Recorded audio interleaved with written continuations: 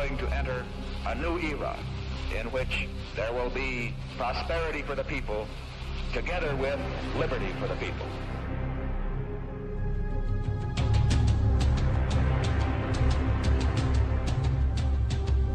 The question is, why are we supporting El Salvador? No, the question was, why are we killing priests in El Salvador? The answer is we're not. Now you be quiet. President Cristiani is trying to do a job for democracy, and the left-wing guerrillas must not take over El Salvador.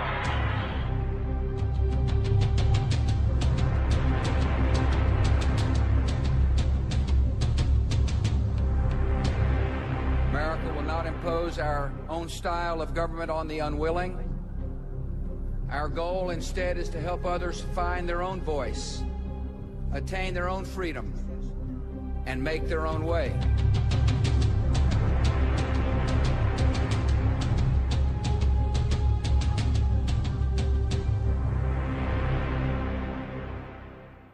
This film is about the struggle of people to free themselves from a modern form of slavery. Richard Nixon, President of the United States, once said of Latin America, "People don't give a shit about the place." He was wrong. The grand design of the United States as a modern empire was drawn on the hopes of an entire continent known contemptuously as the backyard. The extraordinary witnesses in this film describe a world not as American presidents like to see it, as useful or expendable. They describe the power of courage and humanity among people with next to nothing. They reclaim noble words like democracy, freedom, liberation, justice, and in doing so, they are defending the most basic human rights of all of us in a war being waged against all of us.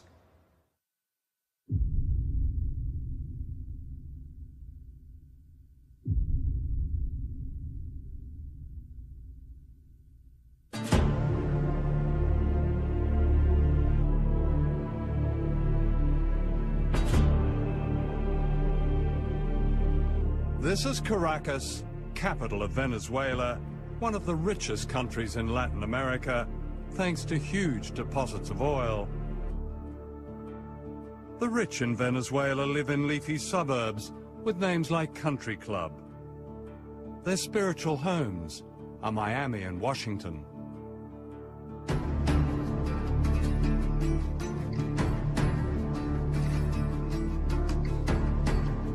The majority live in what are known as barrios, on hillsides in breeze block houses that defy gravity.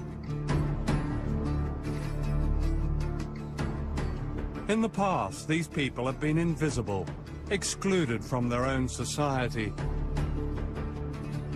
Today, they display the confidence of those who know an extraordinary change has come to their lives.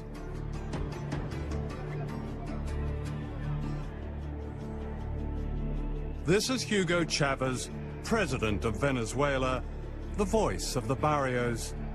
Chavez and his supporters have won 10 elections in 8 years.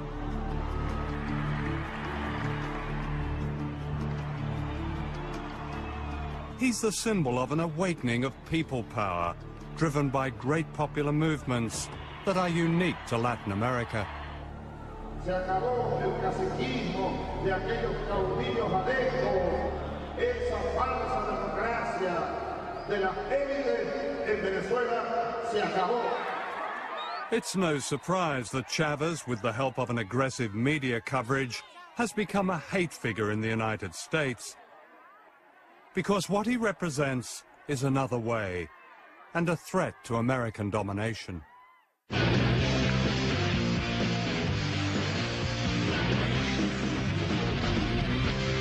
All right, now, Hugo Chavez, the speaking of criminal, government of Venezuela, offering... The criminal? The criminal, it's a criminal government. In my opinion, in the opinion of a lot of people in our government, Hugo Chavez represents an extreme threat, not only to our nation, but to our hemisphere. He should have been killed a long time. By whom? And anyone who believes by anyone. ¿Hay café por ahí? Absolutely. Do you want a cup of coffee? Yes, yes. Era una de mis lecciones de inglés de secundaria. Do you want a cup of coffee? Do you want a glass of milk? Do you want a glass of water? English lesson 1. Yo nací en un hogar muy pobre, de campesinos, ¿no? Y me tocó vivir la pobreza. Yo fui un niño pobre, de pie descalzo. Mi padre maestro de escuelas rurales, mi madre también. Una abuela hermosa, india, que me llenó de amor. Mi abuela me enseñó mucho y aprendí de ella la solidaridad con los demás. El compartir el pan, aun cuando poco con el otro. Entonces me fui al ejército, a la academia militar, me hice soldado. Y ahí me conseguí con Bolívar. Empecé a dar cuenta de la verdad. Simon Bolivar is venerated in Latin America as the liberator from Spanish colonialism. Bolivar believed that freedom only came when people united against all invaders, no matter their disguise.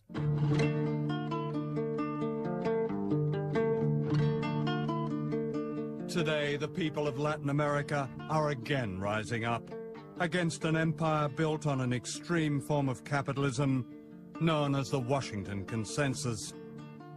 Whole countries have been privatized, put up for sale, their natural wealth sold to foreign companies for peanuts. In Venezuela, they've said, no more.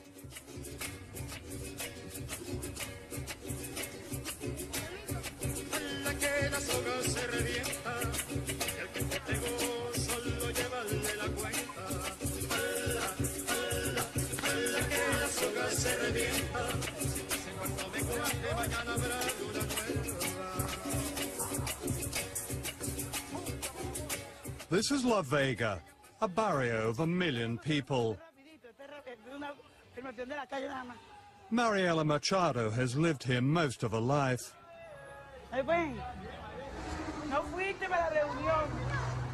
She knows what it's like to be excluded in her own country.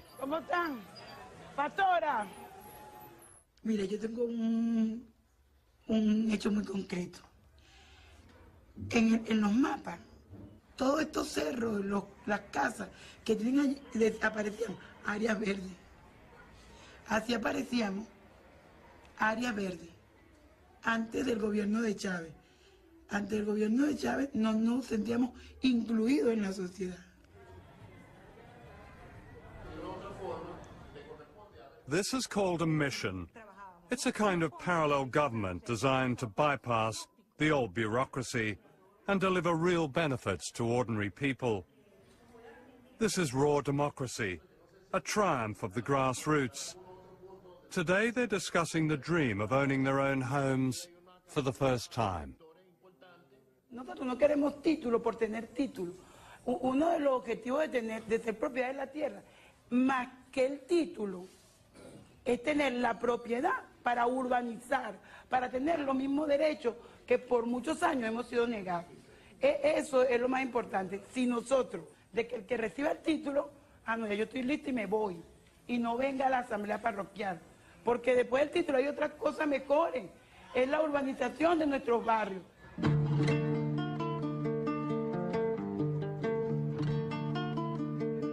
Soon after Chavez was elected in 1999, Venezuelans voted on a constitution, and this little blue book has become a bestseller ever since.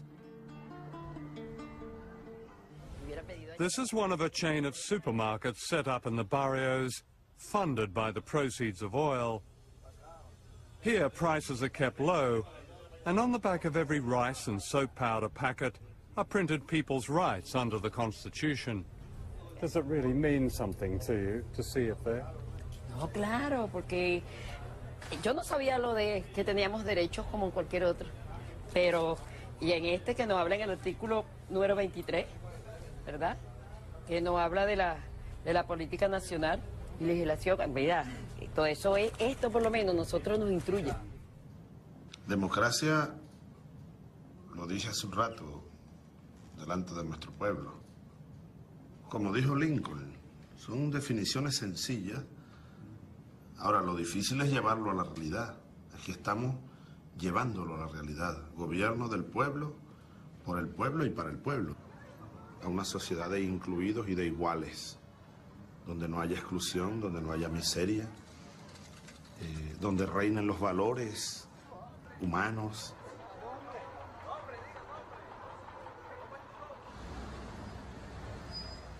For some of his supporters, Chavez has not gone far enough.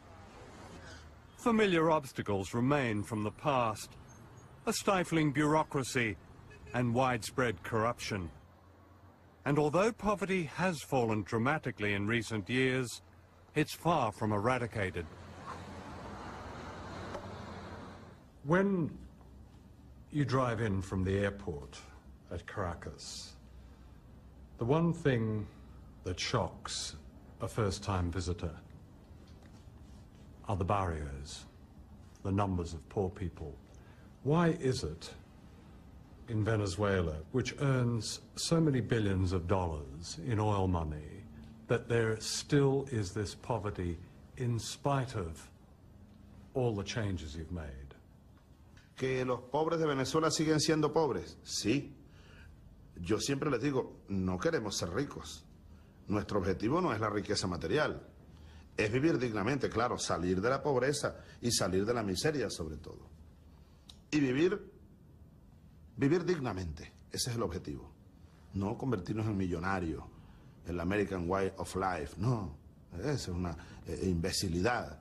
Eso te lo digo un poco porque el tema de la pobreza es un tema al que somos muy sensibles y es el que nos lleva la mayor parte de nuestra lucha de todos los días.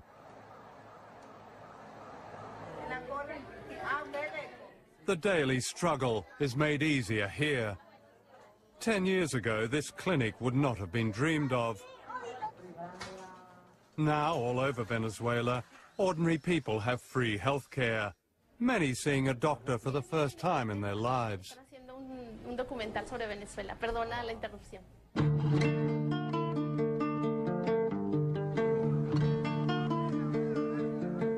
For the first time, children of the poorest have a full day at school and at least one hot meal a day. They're learning history and music and dance, often for the first time, and all of this is free. Under the Constitution, the poorest housewives are now paid as workers.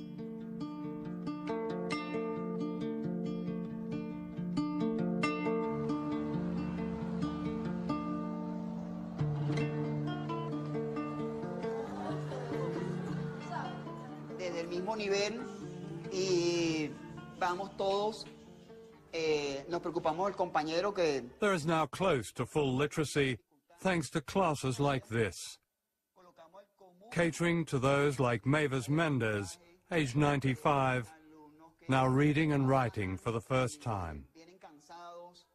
Significa mucho para nosotros. Yo lo único que lamento es que no esté más joven para seguir aprendiendo mucho más. Porque nunca habíamos tenido un gobierno que se preocupara por la gente pobre, pues. O que nos enseñaran a leer, a escribir, nada de eso. Pienso que nunca es tarde para superarse uno.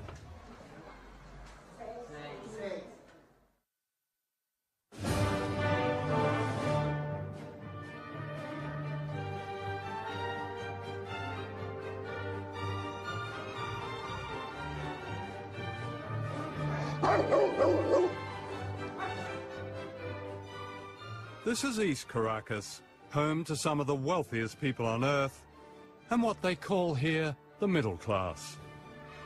I dropped in on John Vink, who agreed to show me around his grand house. Wow, this is such a striking house. Thank you. My goodness. Thank you. Yes. You've been here long, have you? Is this, yes, I did. This is the family home? My family home. We grew up here. John Vink has travelled the world, collecting objets d'art. Have you collected all the silverware and chandelier? Is that? Yes, that one I brought from Spain. Yeah. This is a collection of Delft blue. That's why I have them over there so they don't break. This is from Peru. It's silver. But you're thinking of leaving? Yes. Yes. Why is that? Well, the situation of the country. It's getting day by day worse, and so... in what way? Can you... in the political way. Yeah. We thought that this gentleman that's now in power, that he would change the whole situation, because it was a mess. Yeah. But now it's a whole mess. John Vink's view is echoed by Venezuela's powerful media. Mostly privately owned, it combines banality with hardline anti-Chavez politics. Al regreso, veremos otros peligros en las nuevas decisiones oficiales. Que Venezuela se enrumba hacia un régimen muy similar al que impera en la isla de Cuba. Etcétera. Pero a nivel del gobierno, ¿qué es el socialismo del siglo XXI? Sencillamente el control total por parte del Estado de la sociedad, pues. I mean, a number of journalists now say, well, there is censorship. They have been censored. How can that be? They speak out every morning. They have their shows every day. They speak out, you know, constantly against the government every day. I mean, how can they say this? I don't know if you have seen the programs that they have. Well, anybody that comes to Venezuela and spends 2 days looking at these channels knows that there's no censorship in Venezuela. You just have to sit down and see those opinion programs between 6 o'clock and 8 o'clock in the morning. Hugo está evolucionando de fascista a nazi. ¿Qué es un nazi con diferencia a un fascista? Fundamentalmente que el nazi asesina. I mean, I don't think in any part of the world you hear the things that they say about President Chavez, about his cabinet, his ministers, the governors, the policies, whatever. I mean, it's even obscene in some ways. It seems to me that everything, including the weather, is being blamed on Mr. Chavez. Nobody blames Mr. Chavez for the weather because it's the only thing left which still works, okay? All the other thing fell apart entirely. We're talking here 1914, Bolshevik revolution, Russia. This is what's taking place here. And if you go now... Wait a minute. Look, we're sitting here in your wonderful apartment overlooking Caracas. In Venezuela, you say, es su casa. This is your home. And if you're comparing this with the Bolshevik Revolution, there are no revolutionaries banging on your door, and none of your companies have been invaded. Your good life hasn't really changed. It hasn't changed, has it? Yeah, but as I said before, it is now on a wait-and-see position. If I had come today on a 2-year contract, as I did in 1976, I would fulfill my contract, pack my luggage and go, because I don't see any more future. His critics accuse Chavez of building another Cuba, of being another Castro. And although he recently announced temporary presidential powers that bypass Parliament, he maintains that his aim is solely to speed up reform. The irony is that, unlike Cuba, capitalism has never had it better here. At the Caracas Motor Show, Ferraris and other luxury cars are sold. Smart restaurants and private golf courses and weekends in Miami are booming. What this class has lost is political power over a huge oil economy. I think Venezuela, because it is an oil economy, its middle and upper classes are very much biased towards the U.S. and the American way of life. In a way, they think they are cosmopolitan. They don't feel that they are from this country or that country. They belong to the world. They belong to this kind of privileged people of the world. Miami? Miami, New York, Paris. We adore Miami. Miami is our second home. We discovered Miami because Miami formerly was, it was a village. And we were so rich, we went to Miami and we bought houses, apartments, bungalows, boats, cars, everything we bought in Miami. We were the owners of Miami. And so we are very US-minded. In the old Venezuela, the United States played the part of a mafia godfather. The deal was simple. For supplying endless cheap oil, the Venezuelan rich kept a large slice of the profits. The election of Hugo Chavez ended the deal. Obviously, Venezuela is important because they're the third largest supplier of petroleum. I would say that Mr. Chavez, and the State Department may say this, probably doesn't have the interests of the United States at heart. We have been concerned with some of the actions of Venezuelan President Chavez and his understanding of what a democratic system is all about. Te digo que tratamos aquí de evitar el choque con el imperio, pero era inevitable. Yo fui a Casablanca, le di la mano a Clinton, hasta por teléfono. How are you, Mr. Clinton? How are you, Mr. Chávez? Es decir, nosotros aquí tratamos lo imposible. Hacer una revolución sin chocar con el imperio, imposible.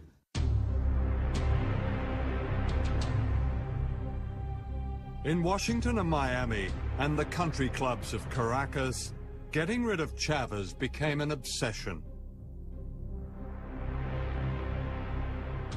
In early 2002, secret plans were laid by the Venezuelan opposition, with the media leading the attack.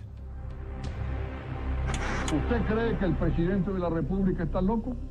Va llegando el momento en que todos hablemos de la transición, sin Chávez, por supuesto. Anti-Chavez protesters took to the streets, their anger inflamed by the media. Nunca ha venido alguien tan feo y tan malo como esto. Hugo Satanás Chávez Frías es el anticristo, es el demonio, es el diablo, es diantre, Lucifer. Él es el único que sobra aquí. The campaign to overthrow Chavez came to a head on April the 11th, 2002. An anti-Chavez protest march was called in the center of Caracas.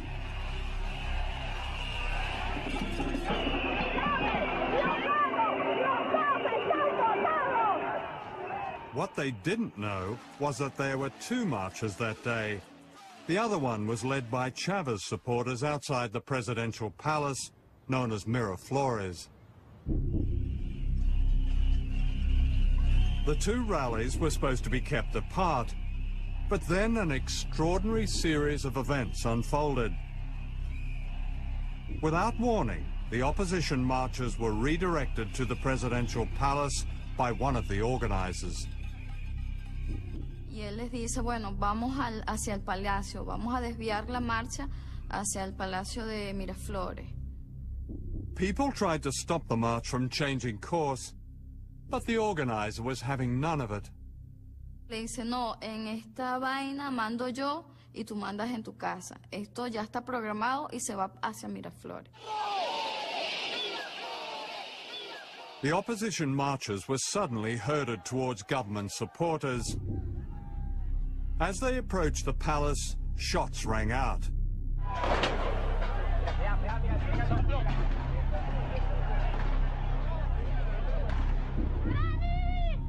They were being fired upon by snipers, who shot them one by one, many with a bullet to the head.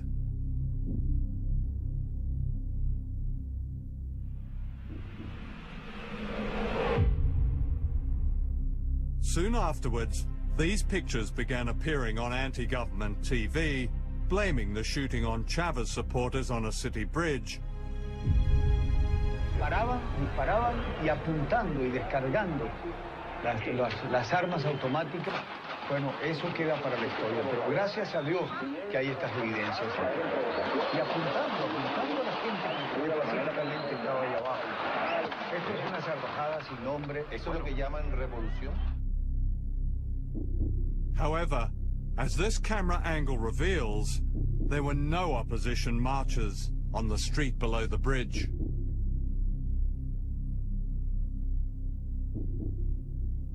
What the TV pictures did not show was this. The people on the bridge are clearly trying to protect themselves, crouching down to avoid the bullets of unknown snipers above them and anti-Chavez police units below them. The people on the bridge were actually defending themselves. Entonces era como una zona de combate, de control, y que ellos actuaron bien planificado, estaba súper planificado todo eso. Within hours, these military chiefs appeared on television, They too blame Chavez and his supporters for the killings. Venezolanos, el presidente de la República ha traicionado la confianza de su pueblo. Está masacrando a personas inocentes con francotiradores. Para este momento van 6 muertos y decenas de heridos en Caracas. Esto no lo podemos permitir. No podemos aceptar un tirano en la República de Venezuela. It was all a setup. The CNN correspondent in Caracas, Otto Neustald, later revealed that the generals had recorded their statement before the shooting. El día 10 en la noche me llaman por teléfono y me dicen la marcha se va hacia el Palacio de Miraflores, va a haber unos muertos y aparecen 20 militares de alto rango pronunciándose en contra del gobierno de Chávez y pidiéndole la renuncia al presidente. En esa prueba ya se habla de muertos cuando todavía no había un solo muerto en la calle y todo sigue como estaba programado. Soon the presidential palace was surrounded by renegade army officers. Inside, Hugo Chavez was delivered an ultimatum: resign or be bombed. One of his cabinet ministers broke the news. Políticamente, que quede en evidencia que esto fue un golpe de Estado. No es que él renunció, pero el presidente no renunció. Okay. No renunció y entonces va preso, porque es un golpe de Estado. Okay. ¿Qué? Que lo sepa el mundo. Que lo sepa el mundo.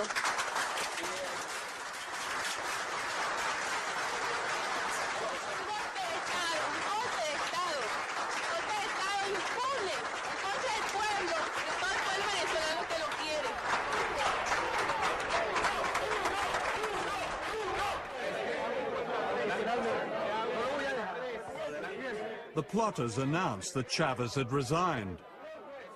He hadn't. He was kidnapped.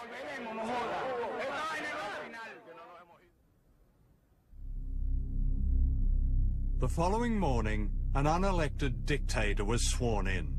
He was a leading businessman called Pedro Carmona.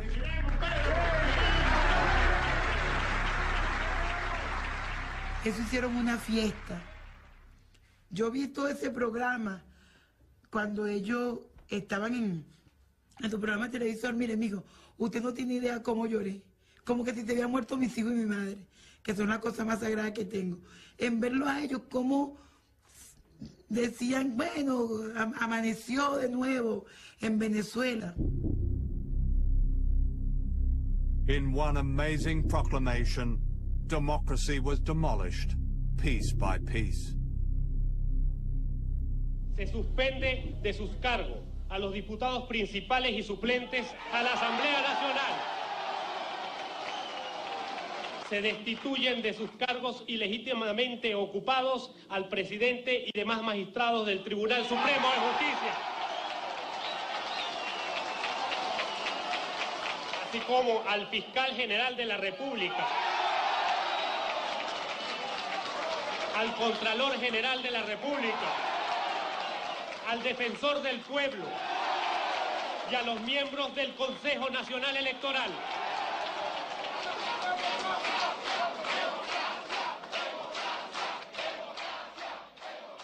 Usted no tiene idea de lo que ese decreto nos hizo. Fue tan fuerte la cuestión, lo que nosotros vivimos en ese momento, porque ya no veíamos al pasado, a la represión, a la lucha por todo. In the United States, the broadcast media carried the same pictures and the same story used to justify the coup. The Bush administration made it clear it is happy with a change in leadership in the country responsible for 15% of America's oil imports. Anthony Mason has our report. In the end, this is what triggered the overthrow of Hugo Chavez.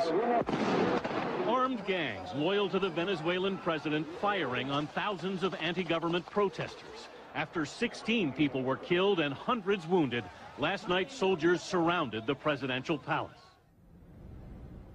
At the White House, the spokesman of President Bush rubber-stamped the story.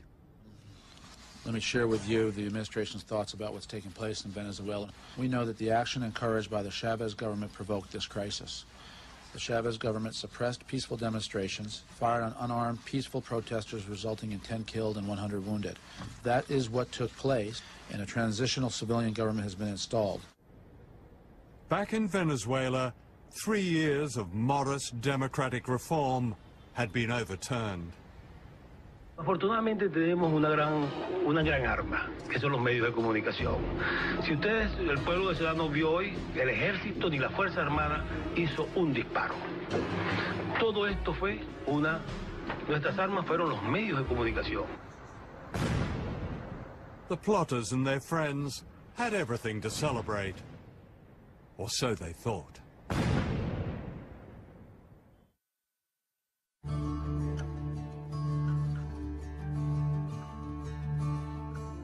The next morning, distraught people began phoning one of the independent radio stations still broadcasting.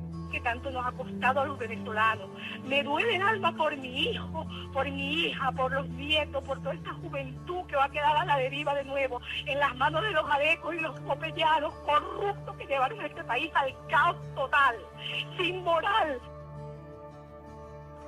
Se fue la esperanza de un pueblo, se fue la Constitución, se fue la democracia, se fue la esperanza de los niños.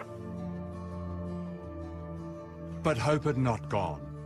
The truth began to emerge that the resignation of Hugo Chavez had been faked. His wife, Maria, confirmed this in a call to the radio station. Me dijo, aún después de muerto, quiero que logres que los organismos internacionales le hagan una prueba de grafología a esa firma, si es que existe, porque yo nunca firmé eso. And the people in the barrios started to fight back. Down from the shanties they came to rescue their president. The farther you take my rights away, the faster I will run. You can deny me, you can decide to turn your face away. Queremos a Chávez. Chávez es el presidente de Venezuela y el pueblo lo ama y lo vamos a defender. No matter, 'cause there's something inside so strong.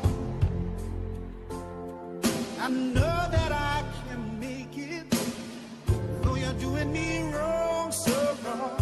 You thought that my pride was gone. Oh no, something inside so strong. Hundreds of thousands surrounded the palace, demanding the return of Chavez. Faced by such people power, the army turned. Es que, desde el punto de vista militar, toda la Fuerza Armada, el 98% de la Fuerza Armada en todo el país, ha reafirmado, ha reiterado su lealtad a la Constitución vigente en Venezuela, a la Constitución de la República Bolivariana de Venezuela.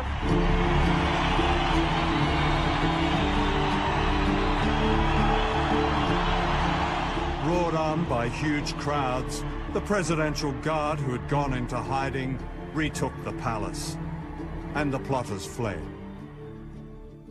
Los muchachos, los policías militares que estaban dentro de Miraflores, empezaron a levantar la bandera. Eso también nos dio más fuerza todavía a que no estábamos solos. Y ahí nos quedamos hasta que empezó a venir un helicóptero. Venía un helicóptero a medianoche que llegó a Miraflores y ahí sabemos que venía Chávez. Eso fueron una hora de gloria para nosotros en vez que llegaba.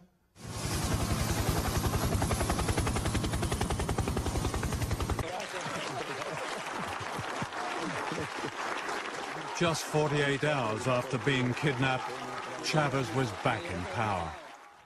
Creo que la prueba suprema fue el golpe de Estado de abril 2002. Fui hecho prisionero, me llevaron, pensé que iba a morir. Ahora el pueblo venezolano, los pobres, sin armas, se fueron por cientos de miles a las calles, por millones, a pedir por mi vida y a pedir que vuelva Chávez. Entonces a mí no me queda más nada, después de eso sobre todo, que dedicarle todo lo que me quede de vida a ese pueblo, sobre todo a los más necesitados, sobre todo a los más pobres.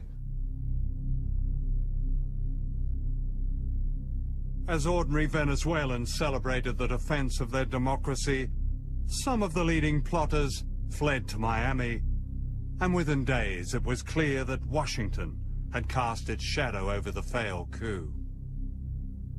The Bush administration had gone along with the lies of the plotters. We know that the action encouraged by the Chavez government provoked this crisis. As these CIA documents show, it was fully warned and knew all about their conspiracy.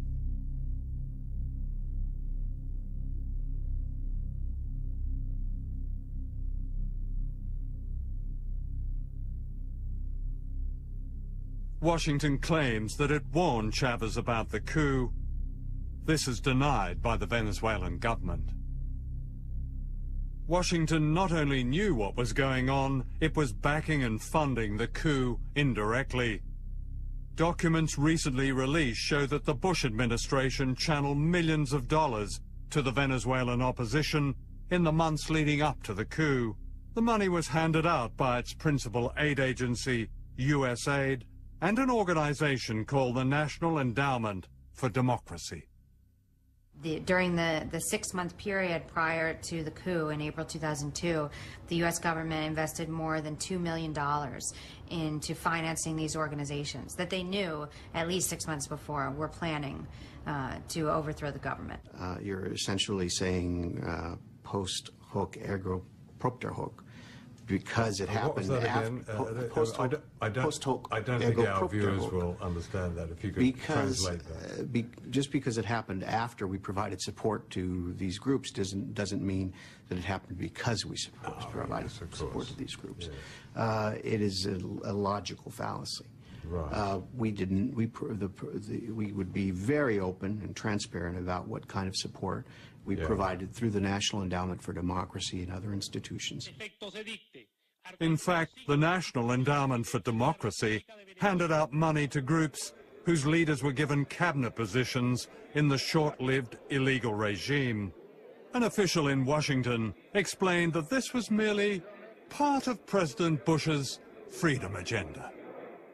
But I want to just be very explicit about this, because there is, I think it's very important, and it's in the interest of fairness, to understand that the United States did not support that coup. President Bush has promised to rid the world of evil and to lead the great mission to build free societies on every continent. To understand such an epic lie is to understand history, hidden history, suppressed history, history that explains why we in the West know a lot about the crimes of others, but almost nothing about our own. The missing word is empire. The existence of an American empire is rarely acknowledged, or it's smothered in displays of jingoism that celebrate war, and an arrogance that says no country has a right to go its own way unless that way coincides with the interests of the United States.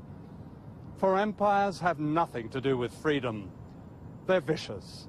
They're about conquest and theft and control and secrets. Since 1945, the United States has attempted to overthrow 50 governments, many of them democracies. In the process, 30 countries have been attacked and bombed, causing the loss of countless lives. In my lifetime, the following countries in Latin America have been assaulted by the United States, directly and indirectly. Their governments replaced by dictators and other pro-Washington leaders. One of the first to be attacked was Guatemala, one of the small countries of Central America, known dismissively as banana republics.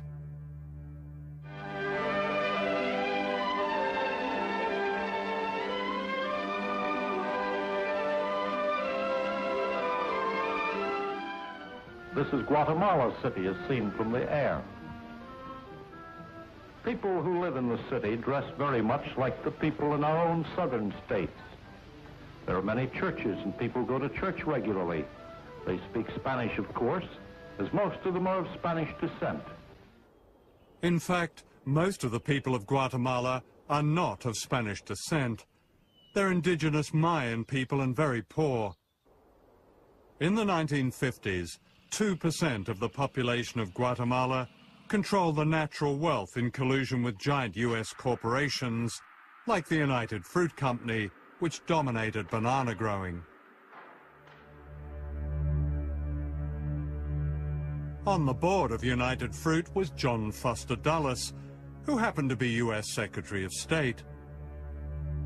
His brother Alan happened to run the CIA. Both were Christian fundamentalists who regarded any opposition as the work of communism and the devil.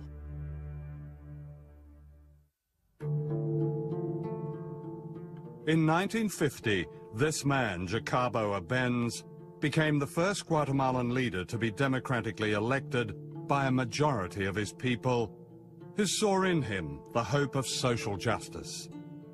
He was the Hugo Chavez of his day. What was going on in Guatemala is that there was a democratically elected president in 1950, Jacobo Arbenz, who sought to institute a series of New Deal-style reforms in which the state had a greater role in both developing the economy and redistributing wealth. And the centerpiece of that was a land reform. Arbenz was far from radical. His land reform policies were modest. But Washington was having none of it. Howard Hunt was then working for Alan Dulles' CIA. So they said a decision has been made at the highest levels of our government to rid Guatemala of the Arbenz regime, and we would like you to participate in it. You will be the chief of propaganda and political action.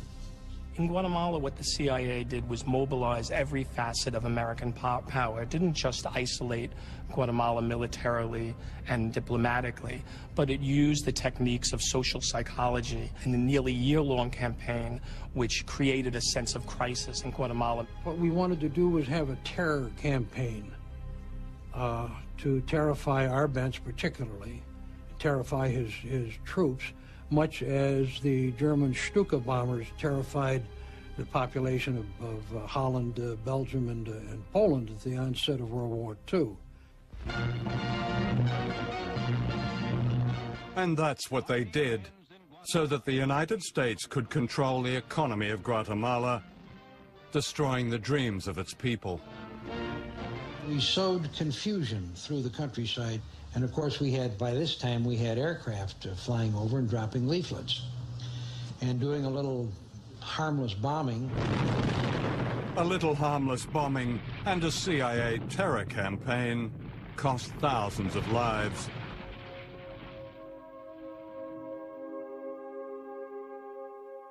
Arbenz, the Democrat now branded a communist, was humiliated, stripped naked, and photographed before being forced into exile.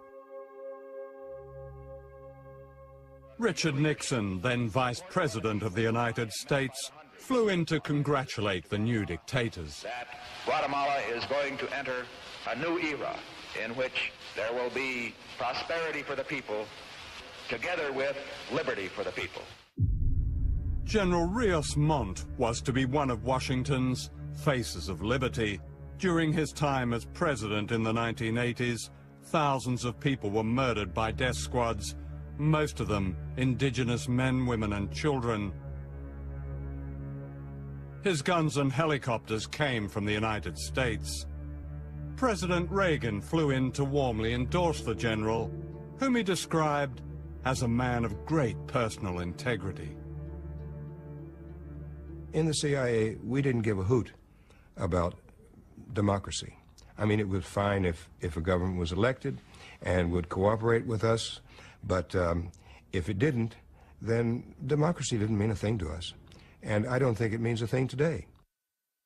The crushing of Guatemala was Washington's blueprint. 4 years later, Cuba, just 90 miles from Florida, threw down the first direct challenge, ending Cuba's humiliation as a North American colony, a playpen for drug barons and the mafia. Se han encontrado con que la revolución cubana sabe también pelear y ganar batallas en este campo. Washington would never forgive Fidel Castro. Under the government aegis, we had task forces that were striking at Cuba constantly. We were attempting to blow up power plants. We were attempting to ruin sugar mills. We were attempting to do all kinds of things during this period. This was a matter of American government policy. This wasn't the CIA. Cuba's achievements in healthcare and education are widely respected. However, for not bowing to the greatest power on earth, the Cuban Revolution has paid a high price. A 45-year economic war waged by the United States and the loss of vital democratic freedoms. How dare you, 90 miles from my country, last 45 years with a different form of government? How dare you haven't allowed American corporations to buy you out? How dare you continue this arrogance that says that you will never succumb to us? Don't you know who we are? Don't you know who these corporations are?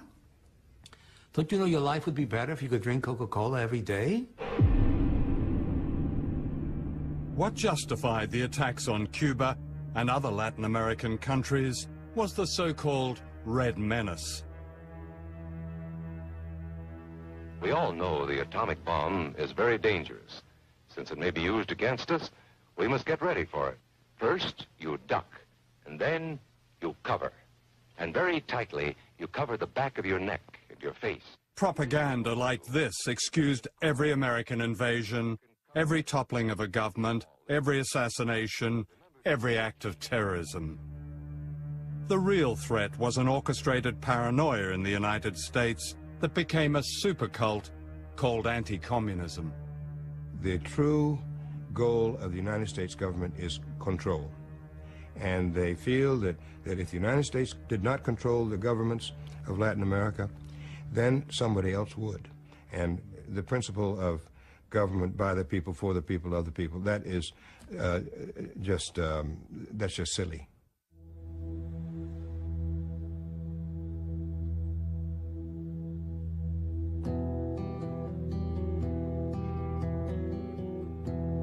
This is Santiago, the capital of Chile. In 1973, the National Stadium was turned into a concentration camp as a military coup, backed by the United States, overthrew the democratically elected government of Salvador Allende. The leader of the coup was a fascist, General Augusto Pinochet, who rounded up Allende's supporters and brought them here. A young medical student, Roberto Navarrete, was one of them. These changing rooms were used as what when you were imprisoned here? They were used as places where people were kept inside here, 50 or more. You can see that there was actually no room to move around here. Even all these places were full of people sleeping here, and there were no blankets or anything. Even some people actually slept here. There was very little room. When they started to torture you all, yeah, what did they do to you then? The techniques they used were beating you, especially in sort of places where it could become very painful, with a rubber truncheon, and especially the genitals and the soles of the feet, and, you know, the arms and various places.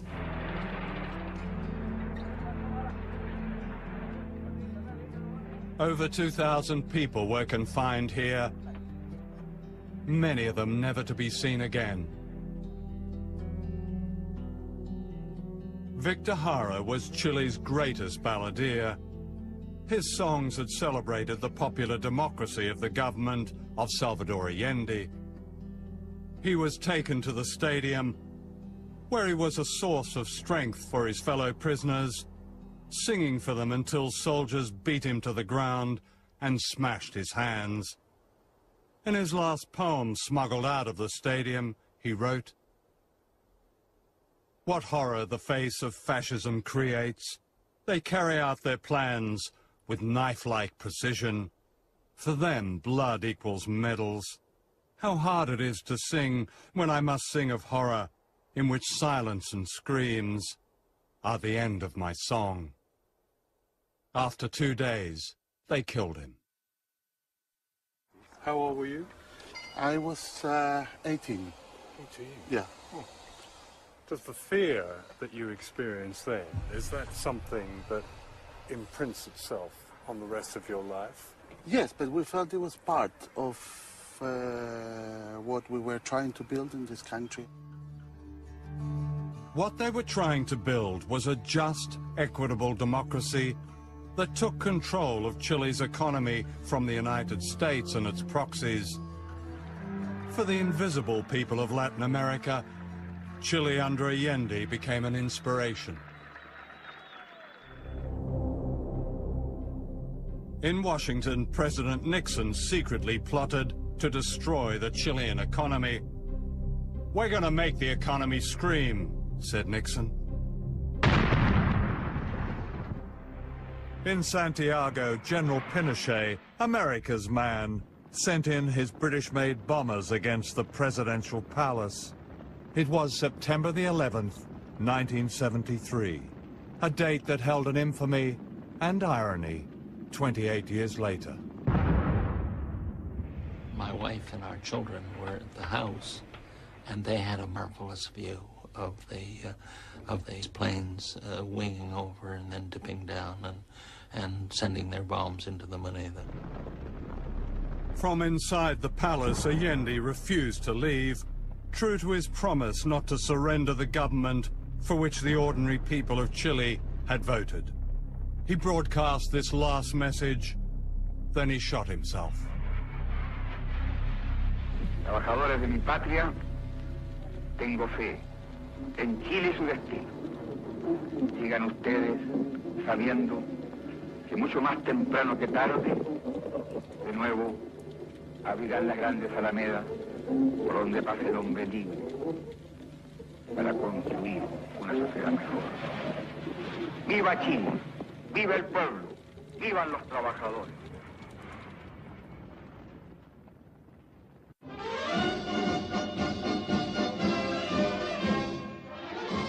With General Pinochet in power, Washington again denied it had destroyed another democracy.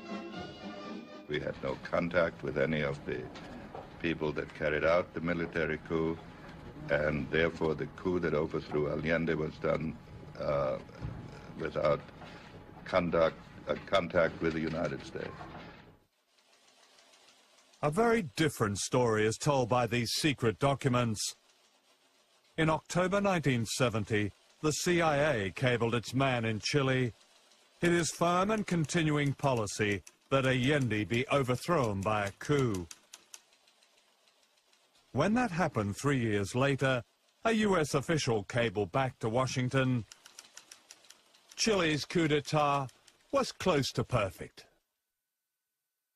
Fascism is a word that's often misused, but you've experienced it, the real thing. Yeah, I think so. I think When did you realize that you were ensnarled by fascism? When did it manifest itself? I think it was evident from the very beginning, the ferocity, the sheer brute force that they use, the disregard for any kind of human dignity. I mean, their aim was really to make you into a thing, I think in order to protect themselves, because if they made you into a thing, then they didn't have to have human feelings towards you.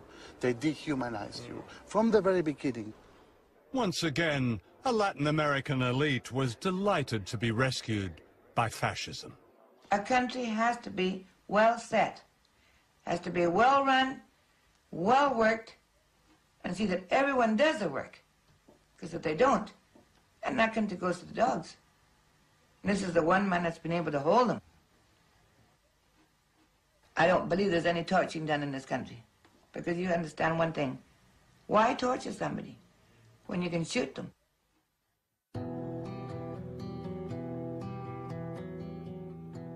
This is where they tortured and killed them.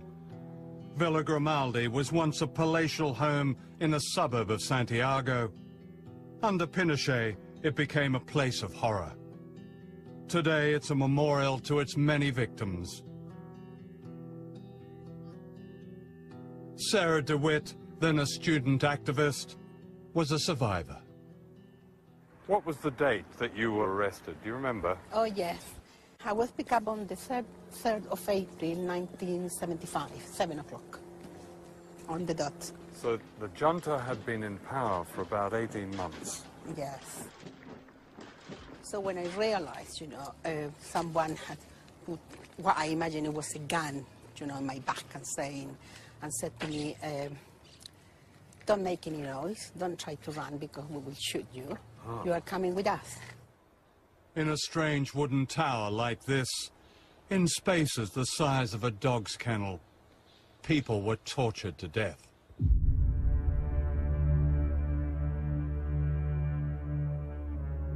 They took me to this room. You know, they were punching me, hitting me, grabbing my nipples, telling me that I was a whore. So they asked me to take off my clothes, and they tied me up. And then they started giving me electricity. Now, the electricity was all the time inside my vagina, in my breast, and then it was going round, you know, round my body, my legs, my arms. And when they did that, you know, they would stop asking me questions, you know, and then touching me everywhere, and shouting, abusing, and then they would go, they continue with electricity.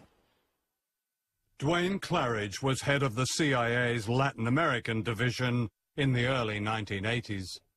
Chile, the only reason it exists is because of Pinochet. At a huge human price. What human price? Give me a break. The thousands who were disappeared and murdered. Thousands? You count them. What thousands? Well, and I've don't seen... talk to me about truth commissions. I've seen their names in the cemetery in Santiago. Yeah, you're saying... Yeah, you're saying they're thousands. fakes? There aren't thousands. Well...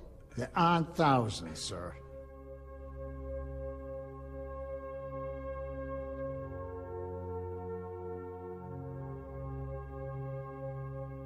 There are thousands, each name documented by human rights organizations, some of them remembered here on the memorial wall at Villa Grimaldi.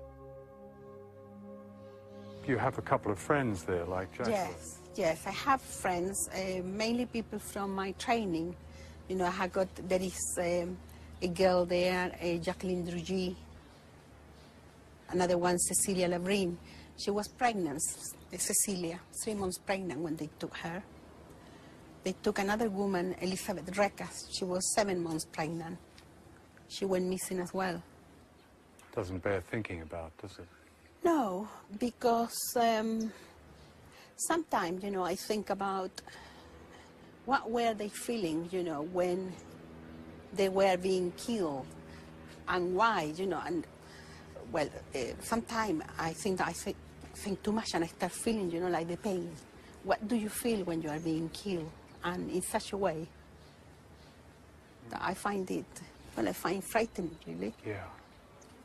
Because you wish, you know, that you could have done something for them. Such the isolation, you must feel totally, I don't know, what do you think, really? Alone. Yeah, very, very much alone.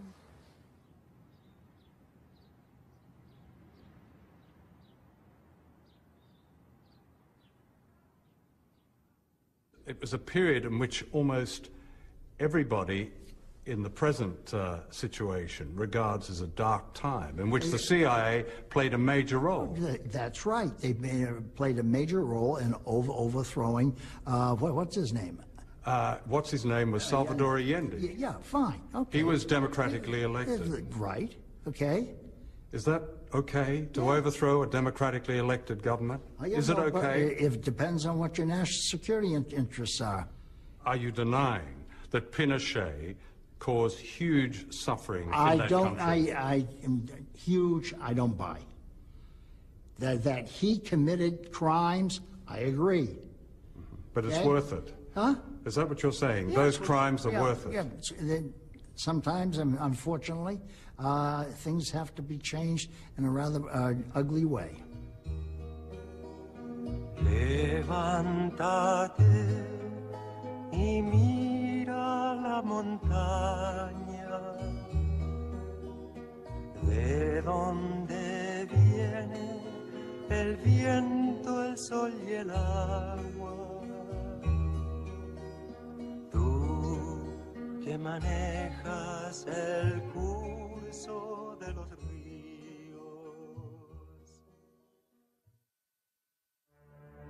By the late 70s, most of Latin America was controlled by dictators, including those like Pinochet, who were openly fascist. All of them were backed, directly and indirectly, by the United States. They sent their henchmen to be trained here at the School of the Americas in Georgia. Officially, it was described as little more than a Boy Scout camp, teaching American values such as respect for human rights. In fact, from these manuals were taught interrogation and torture techniques. Major Joseph Blair taught at the School of the Americas in the early 1980s. The doctrine that was taught was that if you want information, you use physical abuse, you use false imprisonment, you use threats to family members, you use virtually any method necessary to get what you want. Torture? And killing. Killing? Killing. If there's someone you don't want, you kill them. If you can't get the information you want, if you can't get that person to shut up or stop what they're doing, you simply assassinate them, and you assassinate them with one of your death squads.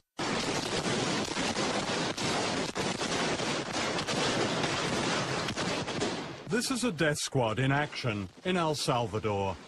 Actually, it's the National Police, many of whom were trained at the School of the Americas. Here on the steps of San Salvador Cathedral, they're gunning down mourners attending the funeral of Archbishop Romero, who was murdered as he said Mass on March the 23rd, 1980. This man, Robert d'Aubusson, gave the order to kill the Archbishop. Major d'Aubusson was Washington's dirty secret in El Salvador. He was trained at the School of the Americas. According to the Truth Commission and a whole swathe of human... Well, come on, John. If this is where we're going, you're wasting my time. Well, that's all bullshit. Those people all had agendas. So it was bullshit that the Salvadorian military were murdering tens of thousands of people. I bet you can't count more than 200 in the whole 10 or 12 years. We can count 200 in this one village alone. They were mostly women and children, systematically murdered in just one day and night in December 1981 in the village of El Mazote. The killers belonged to a special battalion of the El Salvador Army, trained by the United States. There were few survivors. Vio que las mujeres se abrazaban llorando y gritando que no las mataran. Yo por estar peleando por mis hijos, no los quería dar, no los quería dejar yo, decía que me moriría con ellos. Pero me los quitaron de mis brazos. Cuando se oía que estaban matando a los niños por la noche, se oían los gritos de los niños y les gritaban a sus mamás y a sus papás. You're taking the stuff from these propaganda mills. And I'm not interested. What are the propaganda mills? All these things, this truth thing and all that. They're nothing but propaganda mills. Do you really think I didn't know so. Are they all conning us, lying us? Yeah, Amnesty International? Amnesty International is right in the middle of it. During the 1980s, the years of Ronald Reagan in the White House, a trail of carnage and grief was blazed across Central America. I reported America's war against Nicaragua, which had the temerity to overthrow a Washington-backed dictator, Somoza. The CIA attacked Nicaragua with death squads known as the Contra. Why did Washington attack such tiny countries? Because the weaker they are, the greater the threat. People who can free themselves against all the odds are sure to inspire others. What right have you, when I mean you, the CIA, the United States government, or any foreign power, what right do you have to do what you do in other countries? National security interests. But that's a divine right, isn't it? Because the people that you do it to have no say in this. Well, that's just tough. We are going to protect ourselves, and we're going to go on protecting ourselves because we end up protecting all of you. And let's not forget that. Right, no, I won't. We'll intervene whenever we decide it's in our national security interest to intervene. And if you don't like it, lump it. Get used to it, world. We're not going to put up with nonsense. And if our interests are threatened, we're going to do it. In Guatemala, the United Nations described the Washington-backed campaign against the Mayan people as genocide. An American Roman Catholic nun, Sister Diana Ortiz, experienced this at first hand as a missionary. In 1989, after speaking out about the brutal treatment of the indigenous people, she was kidnapped. In 1989, November 2nd, I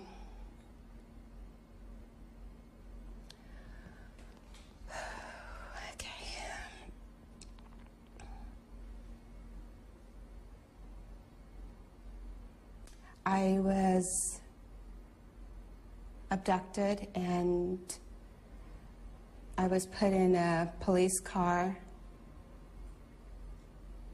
blindfolded, and taken to a military installation in Guatemala City, known as the Polytechnica, which still exists today. I was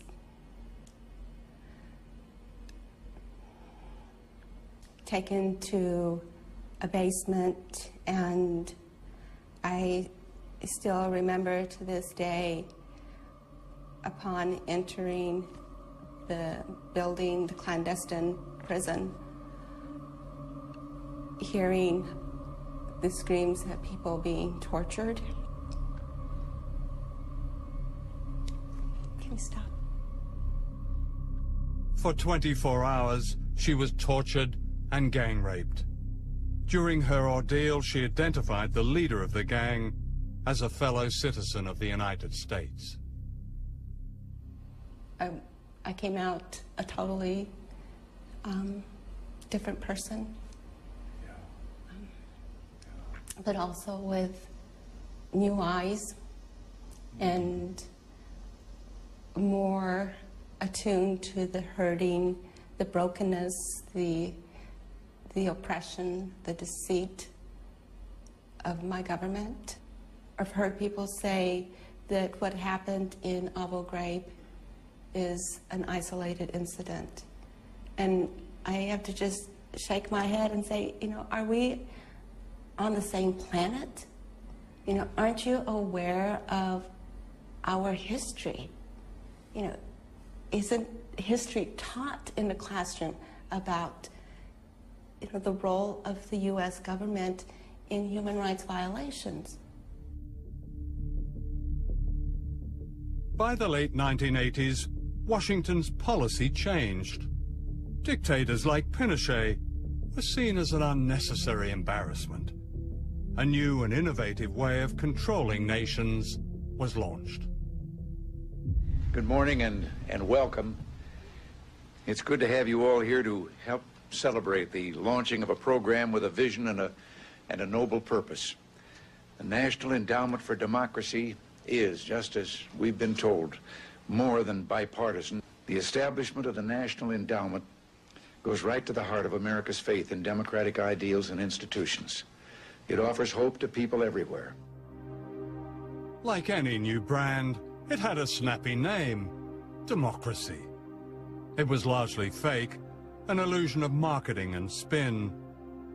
This brand of democracy meant that whoever you voted for, the policies would be broadly the same, and your country's economy would be in step with the United States. Washington would be your closest friend, or else. In the 1990s, these democracies in name replaced dictatorships in Latin America, with Chile providing the model.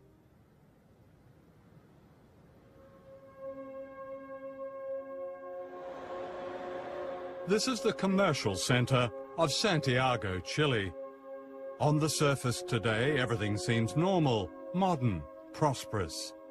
To the Bush administration, Chile is the very model of economic success. A laboratory experiment, according to the magazine Business Week. Much of life has been privatized. There are now billionaires, and the rich are getting richer. Pinochet fixed the country. Who says? The United States? No. The World Bank says, the Inter-American Bank says, everybody says it. He brought about an economic miracle in Chile. And I'm saying he had the brains for it, but he had the brains to hire all these people, Chileans, who had studied at the University of Chicago, who knew something about real economics. Real economics were advocated by Milton Friedman, an extreme right-wing economist at the University of Chicago. Friedman was invited to perform his laboratory experiment on the economic life of Chile. The families of the tortured and disappeared were silent witnesses. Without irony, he called his experiment shock treatment. Please be seated. Thank you all very much. It's an honor for me to be here to pay tribute to a hero of freedom, Milton Friedman. He has used a brilliant mind to advance a moral vision. We have seen Milton Friedman's ideas at work in Chile, where a group of economists called the Chicago Boys brought inflation under control and laid the groundwork for economic success.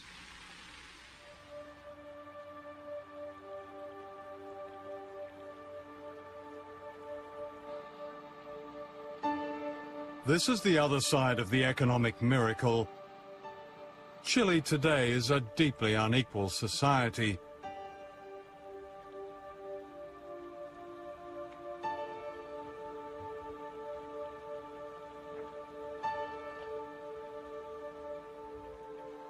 This shanty town is just minutes from Santiago's smart hotels. Hay tantos cesantes, hay miles de cesantes, los jóvenes, y el que trabaja no alcanza para nada. ¿Y con qué paga la luz? ¿Con qué paga el agua? Hay que comprar el gas, todas las cosas que hay que comprar. Diariamente la mamá dice, ¿qué hago para la comida de los niños? ¿De dónde saco dinero?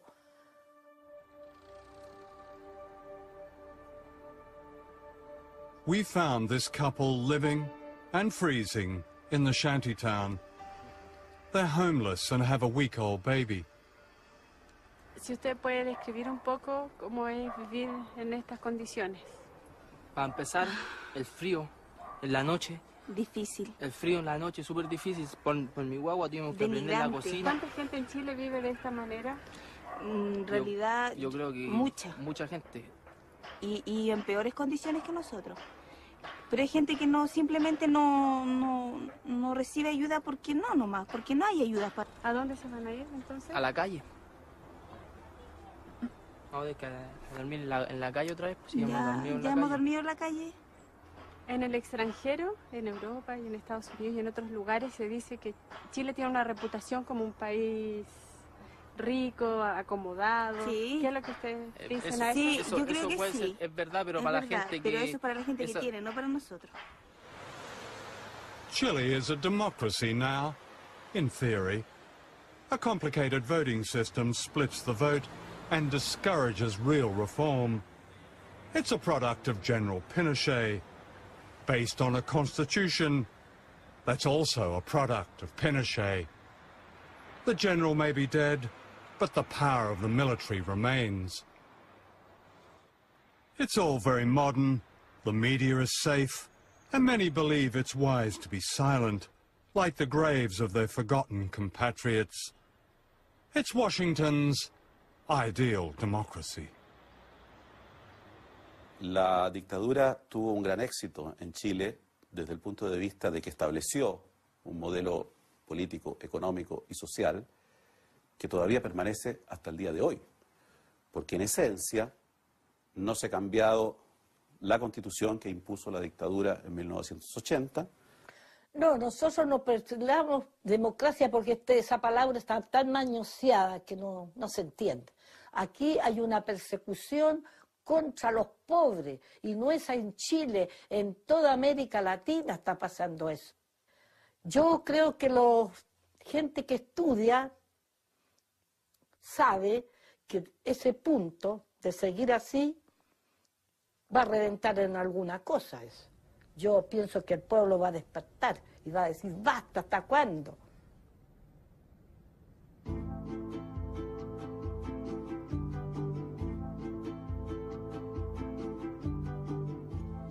This is Bolivia, another laboratory experiment.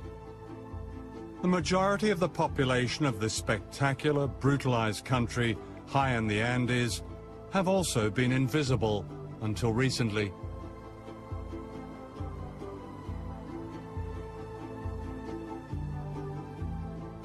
The indigenous people, the Aymara and Quechua, carry memories of a culture and civilization and wealth long before the Spanish arrived 500 years ago. They remember how a single hill of silver underwrote the entire Spanish Empire, while they became the poorest.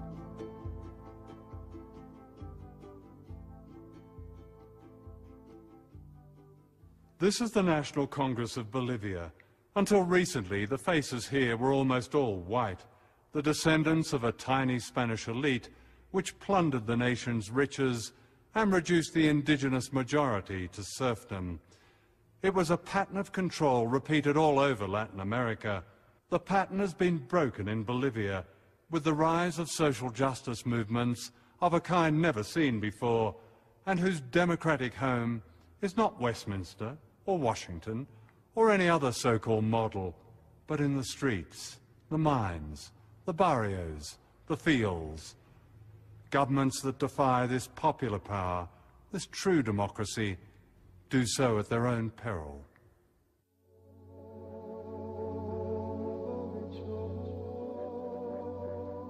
This is El Alto, the highest city on earth, and perhaps the poorest.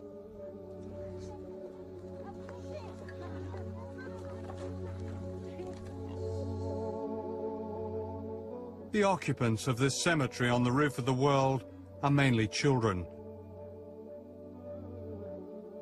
Protected, they say, by the sacred mountain Illimani, El Alto overlooks Bolivia's capital, La Paz.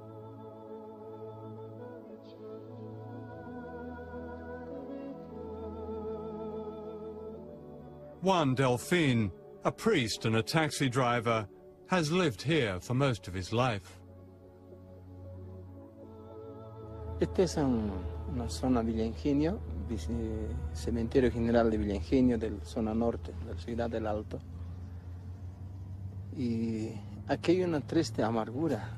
Hay de todo tipo que están nuestros hermanos, nuestros niños, nuestras hijas, nuestros abuelos y abuelas muertos que están simplemente enterrados. Vemos lo que está, ¿no? Hay incluso una familia, se envenenó toda la familia por falta de trabajo, por falta de economía. Primero el esposo lo envenenó a su esposa, a sus hijos, y él también se envenenó. Hay casos que hemos visto así. When I first came to Bolivia in the 1960s, El Alto barely existed. The million people living here are peasants run off their land, and miners made redundant by policies similar to those imposed in Chile. Infrastructure that didn't make a quick buck was privatized. The message was clear: sell it, strip it, or scrap it. The indigenous people were scrapped. ¿Por qué? Nos preguntamos. Si yo era rico, si soy boliviano rico y nacido, pero ¿por qué estoy pidiendo la limosna? ¿Por qué? Si teníamos mar por un lado, ¿no? Si teníamos plata, oro, todo teníamos. Entonces, ¿por qué seguimos sufriendo? And yet the people here have held together. Their sense of identity, their community.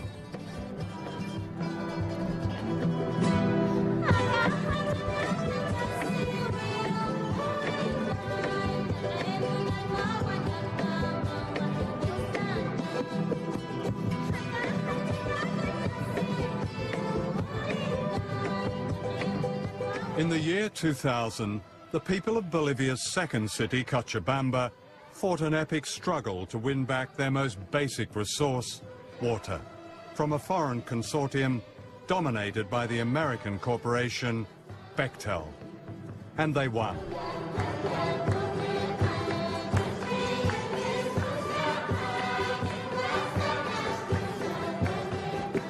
Three years later, in 2003, Bolivia's power brokers were about to get another shock.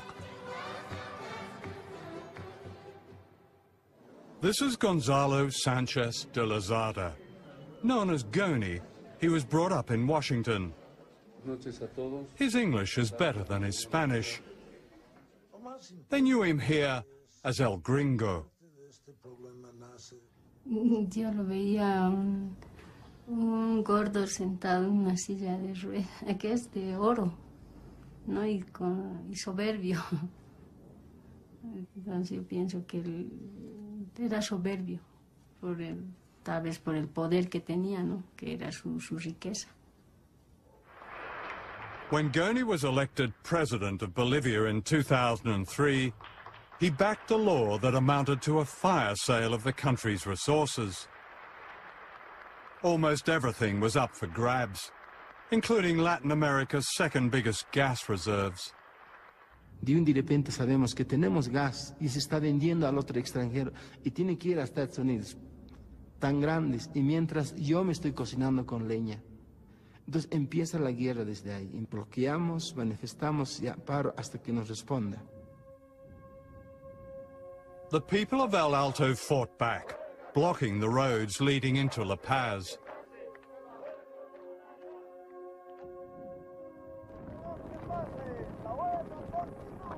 Se bloquee, que no se deje, que no vuele una mosca, decían. La gente ya salía a bloquear y no dejamos pasar las movilidades, ¿no? Pero eso se ha ido ya, ¿cómo se dice? Intensificando. Goni's response was the traditional Latin American way. He sent in the army to crush dissent.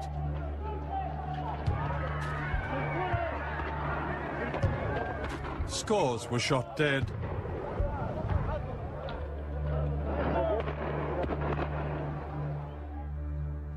Many were brought to Juan Delfin's church. Las mesas han hecho así, y estaba aquí en las mesas, y estaba aquí los cadáveres estaban aquí, entonces, y aquí es lo que incluso a los muertos hasta con clavos le sacaron las balas le sacaron, le tiraron a otro lado, y era triste el ver aquí. Todo está miseria.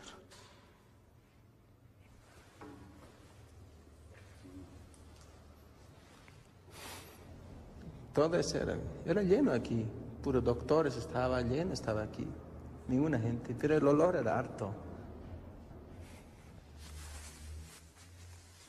Y como quedaron huérfanos los aguas, lloraban ahí, gritaban ahí, papá, papá, papá. tens of thousands of people poured down into La Paz, like the people of Venezuela's barrios demanding the return of their president. They demanded their country back. If the rich and powerful of Latin America had a nightmare, this was it. De pronto se sabía que el gobierno iba a renunciar. Peor con eso. Hemos agarrado como si fuera algo, un ánimo para que él se vaya. La meta era eso, para sacarlo a él. Eso era la meta. Goni fled to the United States and is today living in a smart suburb of Washington. In October 2004, the Bolivian Congress ordered his arrest on charges of bloody massacre. George Bush has said, governments that harbor terrorists are as guilty as they are. Pero toda esta oscuridad estamos así. El oscuro que nos ve. Toda la oscuridad. This extraordinary mural was painted by Juan Delfin. It's a cry of freedom from an entire continent. Todo mataron, pero nosotros defendemos este pueblo aymara con el potuto que defendemos nosotros, con la expresión de la voz, con el puño que tenemos y que manejamos nuestra bandera, que es nuestra huipala, la bandera, contra Estados Unidos. Este es Estados Unidos, la bandera de Estados Unidos. Contra eso estamos nosotros, porque ellos nos han hecho esto así. Es puño muy importante. Por eso cuando juramos, sí, esto es nuestro, y estamos así.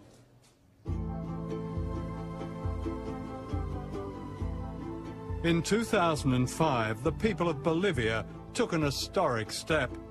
For the first time ever, an indigenous person was voted president in a landslide.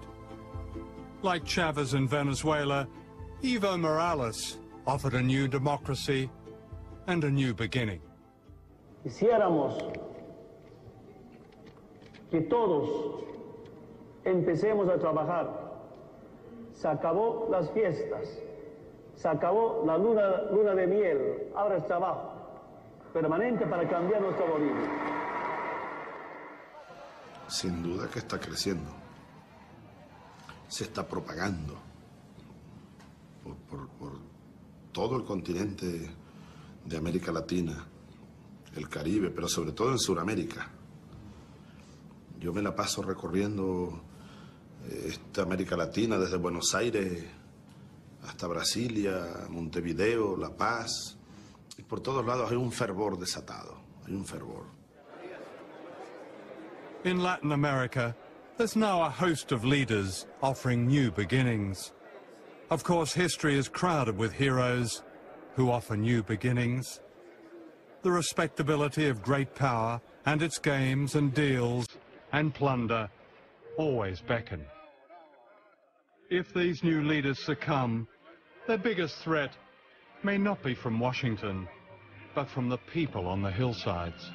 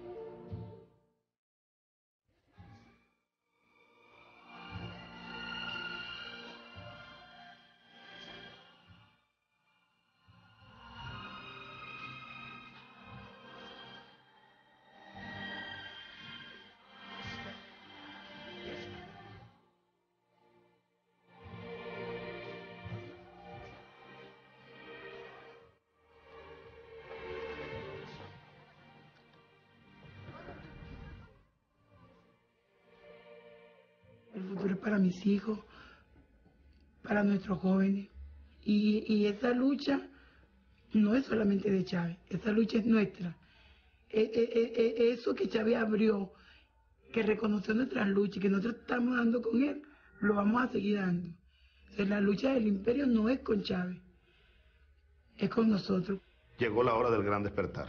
Y creo que Víctor Hugo, terminemos por ahí, yo soy muy victorhuguiano. Víctor Hugo escribió aquello: no hay nada tan poderoso como la idea cuya época ha llegado. El imperio americano llegó a su fin y debe imponerse en el mundo, bueno, el imperio de la ley, de la igualdad, de la justicia, de la fraternidad. Muchas gracias, John. I want to see you again. What happened here at the National Stadium in Santiago, Chile, has a special place in the struggle for freedom and democracy throughout Latin America and the world.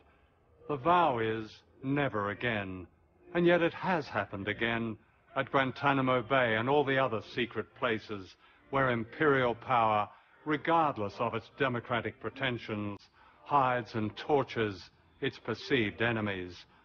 The questions raised in this film are urgent. Are the lives and dreams of the ordinary people of Chile, like the people of Venezuela, like the people of Bolivia, like the people of Nicaragua, like the people of Vietnam and Iraq and Iran and Palestine, expendable, worth only a few seconds on the news if they're lucky? The answer is no. And those who see the world through the eyes of the powerful should be warned. People are rising from the tyranny and oblivion to which we in the West have consigned them. Indeed, their resistance is well underway, as this film has shown. I would say it never stopped and is unbeatable.